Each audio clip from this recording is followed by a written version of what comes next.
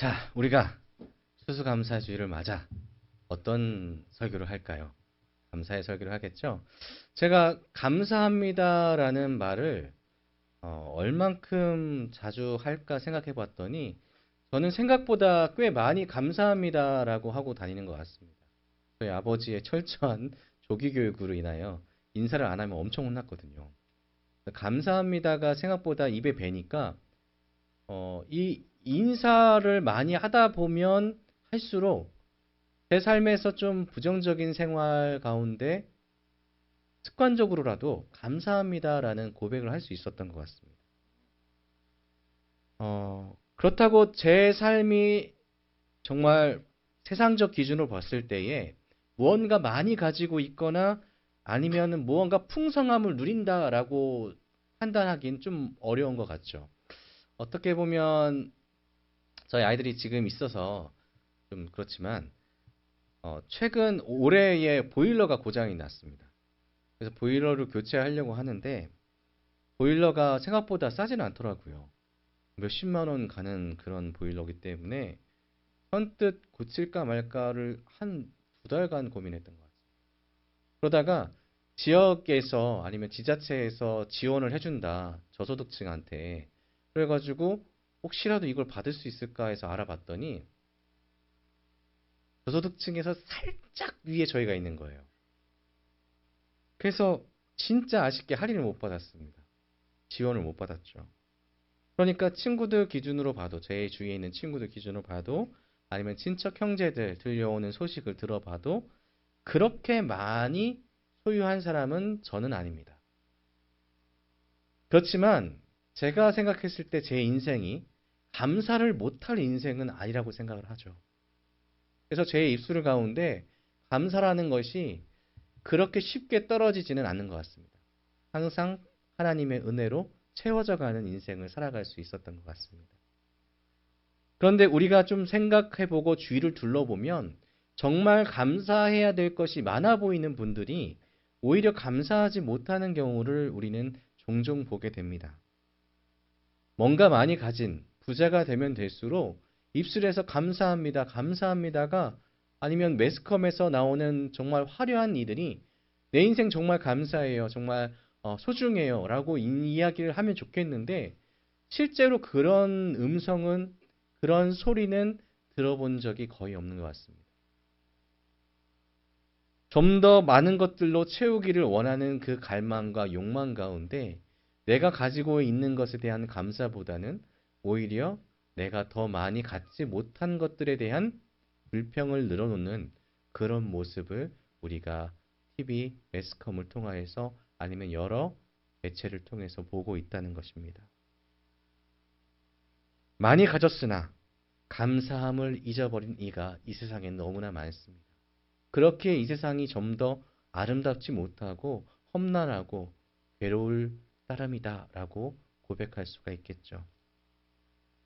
사실 감사할 만한 것들에 대해서 감사하기는 정말 쉽습니다. 하지만 성경에서 하나님께서 말씀하시는 진정한 감사는 어떤 것일까요? 성경에서 말하는 감사는 도저히 감사할 수 없는 상황에서도 하나님 앞에 감사합니다라고 고백할 수 있는 것이 진정한 감사라고 말씀하고 있습니다. 사랑하는 성도 여러분, 감사는 단순하게 내 감정에 의해서 왔다 갔다 하는 것이 아니라 우리의 깊은 곳에서 하나님의 은혜의 충만함으로 인하여서 내 속에서 자연스럽게 나오는 것이 진정한 감사라고 말씀하고 있는 것입니다. 그래서 우리의 영이 하나님께서 내게 주신 놀라운 은혜를 기억하고 있는다면 우리는 자연스럽게 어떻게 되겠습니까?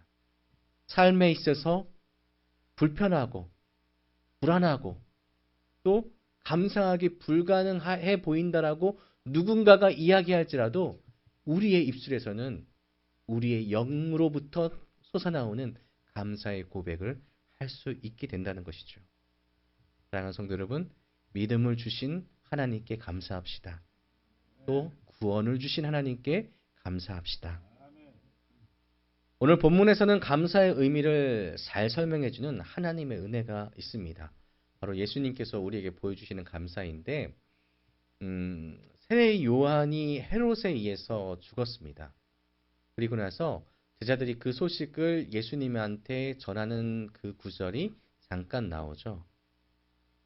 그런데 13절을 보시면은 예수님께서 들으셨다라고 표현이 나옵니다. 근데 우리가 생각해 보면은 그 제자들이, 세례 요한의 제자들이 세례 요한이 죽었다라는 것을 전했구나라고 생각할 수 있고 착각할 수 있는데, 실제로 예수님이 들으신 것은 어떤 것이냐면 1절에 나오는 내용입니다. 어떤 거냐? 분봉한 헤롯이 예수님께서 세례 요한의 부활한 사람이다라고 생각한 거죠. 그래서 이 이야기를 들으신 후에 예수님이 어디로 가시냐면 배를 타고 건너 따로 빈들로 나아가시게 된 겁니다. 이것은 헤롯이 자기 자신을, 예수님을 미신적인 두려움으로 바라보고 있다는 것을 느끼시고, 이제 누가복음 9장을 보시면 헤롯이 예수님을 찾으려고 합니다. 만나보려고 합니다. 그런데 이렇게 됐을 때에 예수님의 사역에 방해됨을 예수님께서 아시고 스스로 그 자리를 떠나신 거죠. 헤롯의 관할 지역을 떠나서 벳세다 방향으로 넘어가셨습니다. 자, 이제부터 제자들의 훈련이 강화가 됩니다. 예수님께서 순환과 죽음을 맞이하시기 직전이기 때문이죠. 이제 공생애가 끝나면은 예수님께서는 십자가에 달려 돌아가시는 것만 남았습니다. 그 과정 가운데 예수님께서 제자들에게 정말 소중하게 남기고 싶은 메시지들이 있겠죠. 첫 번째 메시지가 바로 이것입니다. 빈들에 나가신 이후에 사람들이 많이 찾아옵니다. 왜냐하면 세례 요한이 죽었습니다. 영적으로 갈급한데 채울 곳이 없는 겁니다. 그런데 예수님을 보니까 영적으로 하나님의 부으심이, 은혜가 풍성한 자리가 되고 있음을 사람들이 발견하고 수많은 사람들이 빈들 가운데로 나오게 됩니다. 이른 아침부터 시작해서 하나님의 말씀이 선포되죠. 예수님의 말씀이 전해집니다. 점점 사람들이 많아집니다. 또 전해집니다. 그리고 15절을 보시면 어느 때가 되었을까요? 저녁이 됩니다. 저녁이 되매 제자들이 나와 이르되 이곳은 빈들이요 때도 이미 저물었으니 무리를 보내어 마을에 들어가 먹을 것을 사 먹게 하소서. 무슨 상황입니까? 영적으로는 지금 충만하게 얻어지는데, 우리 사랑하는 성도 여러분, 여러분들을 지금 아침부터 저녁까지 제가 붙들고 계속해서 밥도 안 먹이고 뭐도 안 먹이고 계속 붙들고 말씀만 전한다고 생각해 보십시오. 영적으로는 은혜가 되실지 몰라도 우리의 육신으로는 배고프고 너무 배고픈 상태가 되는 겁니다. 당연한 거죠. 이 상황을 어떻게 해결할까라고 했을 때 제자들이 현실적인 방안 두 가지를 가져옵니다. 하나는 우리가 가진 것으로 할 수가 없기 때문에 모임을 해산시키는 겁니다. 무리를 보내는 것. 그리고 또 하나는 마을에 들어가서 먹을 것을 사 먹게 하는 것. 스스로 충족하게 하는 것이 그 두 가지의 방법이었습니다. 매우 현실적이죠. 이성적인 방법입니다. 그런데 예수님께서 답하신 그 답은 좀 의아한 생각 외에 대답이 들려옵니다. 16절을 함께 읽어볼까요? 시작. 예수께서 이르시되 갈 것 없다. 너희가 먹을 것을 주라. 아멘. 지금 제자들한테 먹을 것이 있습니까? 없습니다. 없으니까 현실적인 눈으로 보았을 때에 우리는 궁핍하고 우리는 가진 것이 없기에 사람들을 다시 보내는 것밖에 방법이 없습니다. 라고 하는 것이었죠. 그런데 제자들에게 너희가 먹을 것을 주라 라고 말씀하십니다. 전혀 이성적이거나 상식적인 답이 아닙니다. 그래서 제자들이 반응이 옵니다. 어떤 거냐면 17절이죠. 제자들이 이르되 여기 우리에게 있는 것은 떡 5개와 물고기 2마리 뿐이니이다. 예수님, 먹고 죽고 싶어도 지금 먹을 게 없습니다. 우리에게 지금 손에 들려진 것, 간신히 구한 것은 떡 5개와 물고기 몇 마리요? 2마리. 너무나 작고 작은 아이의 도시락 하나뿐이 남아있는 것이 전부입니다. 왜냐하면 아침부터 시작된 그 말씀 가운데 많은 사람들은 이미 조금씩 자기가 가지고 온 것을 다 먹었기 때문이죠. 어쩌면 제자들은 예수님한테 짜증을 부리는 것 같고, 어쩌면 제자들은 지금 현실 가운데 예수님이 현실 파악을 못한다라고 불평불만은 하고 있는 것 같습니다. 예수님의 대답은 어떻습니까? 매우 평안합니다. 그것을 내게 가져오라. 제자들의 반응에 감정을 드러내시기보다는 그 상황 가운데 평안을 주시는 예수님을 발견할 수 있습니다. 그들에게 원하는 것은 단지 지금 너희가 가지고 온 거, 그거 내게 가져와, 이것입니다. 내게 가져오면 돼. 뭐라고요? 내어놓고 내게 가져오라. 다 내려놓고 내게 가져오기만 하면 돼. 우리는 내어놓으면 되는 것입니다. 예수님께서 내게 달라 하실 때에 내가 지금 현실적인 눈으로 봤을 때 부족하고 불안하고 불평스럽고 내가 뭔가 결핍이 있고 분노가 생기고 어렵고 그 모든 것들을 예수 그리스도께 내어놓고 내게 가져오면 되는 것입니다. 예수님이 말씀을 기억하십시오. 수고하고 무거운 짐진 자들아 다 내게로 오라. 내가 너희를 쉬게 하리라. 아멘이십니까? 예수님께 그냥 그대로 가져오라는 것입니다. 누가 일하시겠다는 이야기입니까? 주님께서. 우리 주님께서 일하시니 너희는 믿고 가져오면 돼 라고 말씀하시는 거죠. 눈에 보이는 현실을 바라보지 말고 세상을 창조하시고 운행하시고 우리를 구원하시는 하나님을 바라보는 것. 그것이 바로 수고하고 무거운 짐진 우리 그리스도인들이 마땅히 해야 되는 것이라는 말씀입니다. 그러면 하나님께서 역사하시고 더하게 하시고 역전케 하십니다. 아멘이시죠? 그래서 제자들은 예수님께 이 작고 작은 도시락, 물고기 2마리와 보리떡 5개를 내어드립니다. 자, 이제 역전이 시작돼야 됩니다. 이 역전의 순간에 예수님께서 첫 번째로 제자들에게 가르쳐 주시는 것이 있습니다. 함께 읽어볼까요? 시작. 무리를 명하여 잔디 위에 앉히시고 떡 5개와 물고기 2마리를 가지사 하늘을 우러러 축사하시고 떡을 떼어 제자들에게 주시매 제자들이 무리에게 주니. 아멘. 수많은 무리들은 지금 배가 고픕니다. 제자들도 지금 상황 가운데 어찌할 바 모릅니다. 예수님께서 모아오라고 했지만 물고기 2마리와 보리떡 5개밖에 없습니다. 그러면은 모든 사람들이 지금 짜증을 내도 되는 상황인데 이 무리들은요, 예수님의 말씀 가운데 영적 풍성함을 얻었기 때문에 하나님을 바라보고 있기 때문에 이 불평이 가득할 수도 있는 상황 가운데 무리에게 명한 대로 잔디 위에 앉습니다. 얼마나 놀랍습니까? 우리가 어떤 상황 가운데서도 하나님을 바라봤을 때는요, 하나님께서 말씀하시는 대로 순종하게 되어 있습니다. 자, 지금 제자들과 모든 그 무리들이 자리에 앉습니다. 예수님께서 어떤 행동을 하실까요? 떡 5개와 물고기 2마리를 가지고 하늘을 우러러 축사하십니다. 자, 그런데 여기서 축사라는 단어는 헬라어로는 욜로게오라 아니면 유카리스테인이라고 사용되는데 이게 감사 기도에 해당하는 단어입니다. 그리고 조금 더 자세하게 이 축사, 감사 기도했다라는 것을 해석하면은 깊이 생각하고 깊이 생각했을 때 내 안에서 샘솟듯이 나오는 감사. 이것이 바로 예수님께서 그 순간에 하셨던 기도라는 것이죠. 이 안에서 자연스럽게 흘러나오는 감사의 기도를 이 떡 5개와 물고기 2마리를 하늘을 향하여 드시고 그 다음에 기도하셨다는 겁니다.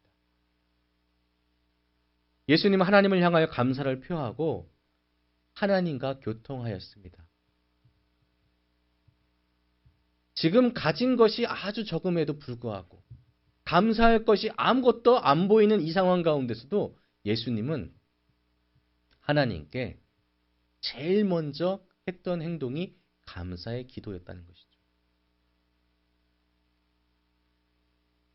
저는 에덴 동산에 대한 이야기를 좀 설교 중에 자주 하는데 사람들한테 있어서 가장 가슴 아픈 순간이 그 순간인 것 같습니다.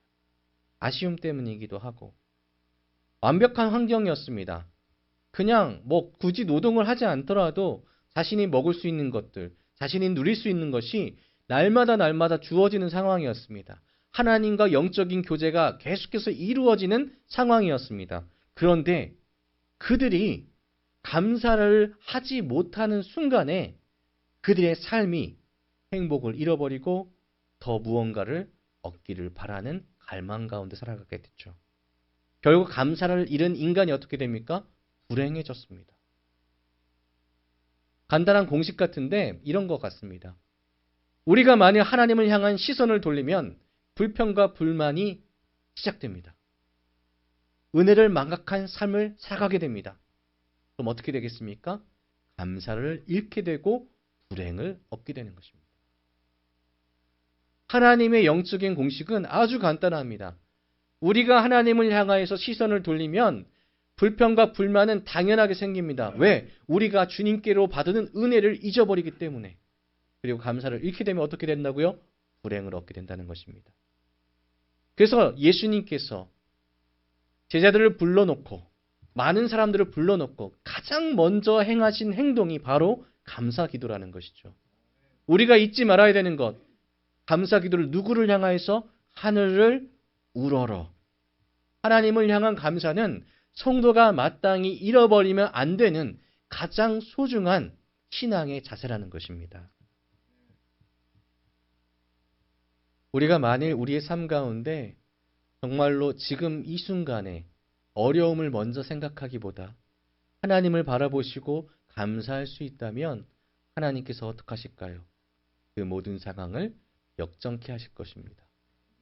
그 상황이 비록 물질적인 역적이 되지 않을 수 있습니다. 하지만 내 삶 가운데 없다, 불행하다 생각보다는 행복이 가득한 삶으로 바꿔주실 것입니다. 그리고 결국에는 주님께서는 채워주시는 분이십니다. 그래서 우리가 감사 기도해야 될 때가 언제라고 물어본다면 기적이 일어나기 전이라는 것이죠. 예수님께서 감사 기도를 언제 했습니까? 기적이 일어나기 전입니다. 그때에 감사 기도를 하는 겁니다.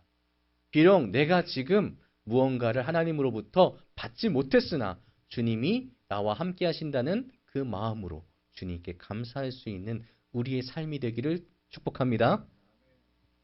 하지만 많은 사람들이 현실에서 감사할 때를 찾습니다. 정말 우리의 삶도 마찬가지죠.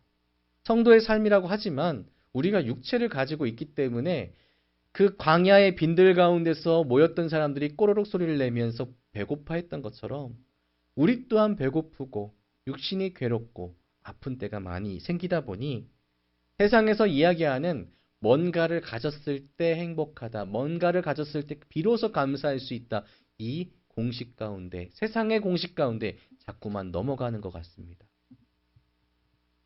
그렇지만 성경은 뭐라고 말씀하시죠? 감사하는 자가 행복한 것이다 라고 말씀하시고 있습니다. 그래서 메마른 사막에서도 물 한 모금을 마실 때 감사할 수 있는 사람, 그리고 절벽을 오르는 그 괴로움 중에서도 작은 꽃 하나를 보면서 하나님이 창조하신 이 세계에 대해서 감사할 수 있는 사람, 이 사람이 하나님이 주시는 행복을, 진정한 기쁨을 누릴 수 있는 자다라고 오늘 말씀은 우리에게 격려하고 있다는 것입니다. 하나님께서는 성도가 행복 가운데 살아가기를 원하십니다. 그렇기에 하나님께서 정말로 강하게 명령하시는 그 몇 가지의 명령 중에 감사는 매우 자주 등장합니다. 성경에서 명령으로 표현한 3가지 정도가 있습니다. 전도하라, 사랑하라, 그리고 뭐라고요? 감사하라. 하나님께서 우리가 감사하며 살아가길 원하십니다.